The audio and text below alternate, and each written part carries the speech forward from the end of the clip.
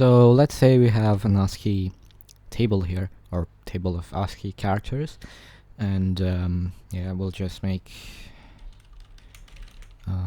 table 256, and then, well, let's say we have a reject string, and then we want to put them into the table, right? And we can loop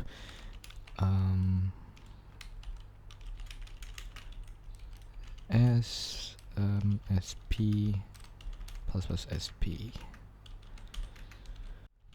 and table sp equals, and let's say 1 indicates a rejected string, or not a string, character, right? And it actually tells me, it warns me that I am using a char as the index here. But why does it warn me that?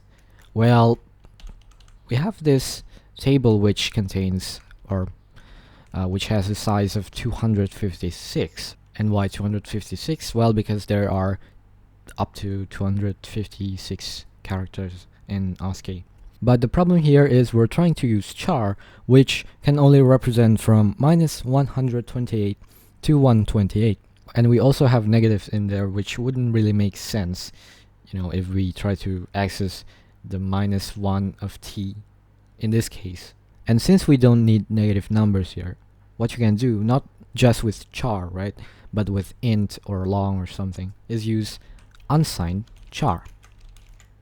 And unsigned char can represent from 0 to 255. So 256 numbers, which is exactly what we need here. But we're moving from char to unsigned char, and wouldn't that create some problem?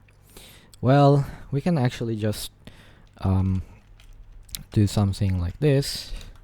So let's say we have unsigned char, and I guess 255. You see, and then we have a normal char, assigned char, and we'll assign the value of the unsigned char to the char, and let's get it back and print the value of the unsigned char. So what happens here? So we have 255 here, and we assign it to char, and char cannot represent 255, right? And then we move the char to the unsigned char again. And so let's see if we still have 255 here. Oh, well, we still have 255. But how? Well, we should probably know what signed and unsigned actually means. So let's say we have a char here, a signed char, and we have 8 bits, right? And if we want to represent a number with a char, a signed char, we can use these 7 bits here. Why? Because, well, this leftmost bit is used to indicate a negative number. And since for each digit we can only have ones or zeros, we can represent 2 to the power of 7 numbers, 128, and also negative numbers, right? And if we have an unsigned char, which, the leftmost bit here is unsigned, it doesn't need to support negative numbers, right? We can actually use all the bits here, and so we can represent 2 to the power of 7, which is 256. And also don't forget to include 0. But we can see that they're both 8 bits, and the only difference is the way in which we interpret those bits.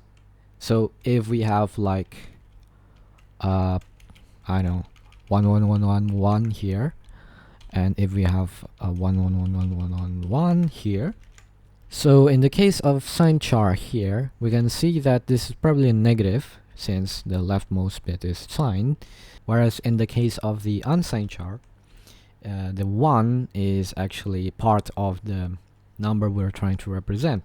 And so when we have this unsigned char, which has a value of 255, and we assign 255 to, or the unsigned char, to a normal char, we haven't actually changed the bits in any way. It's still like 111 or something, right?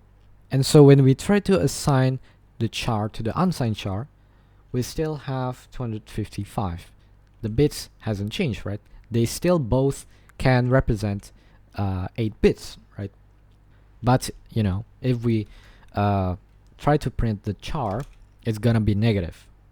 So the value, the bits hasn't really changed, but the difference is the way we are interpreting those bits. And so that's why if we have a char string, and well, we need to convert it to unsigned char such that it doesn't access, or it accesses the right indices, it's fine, right? Because the bits really hasn't changed. It's just the way we are interpreting those bits, which in this case we want the bits to be interpreted as having a value from 0 to 255. So yeah, hopefully that makes sense.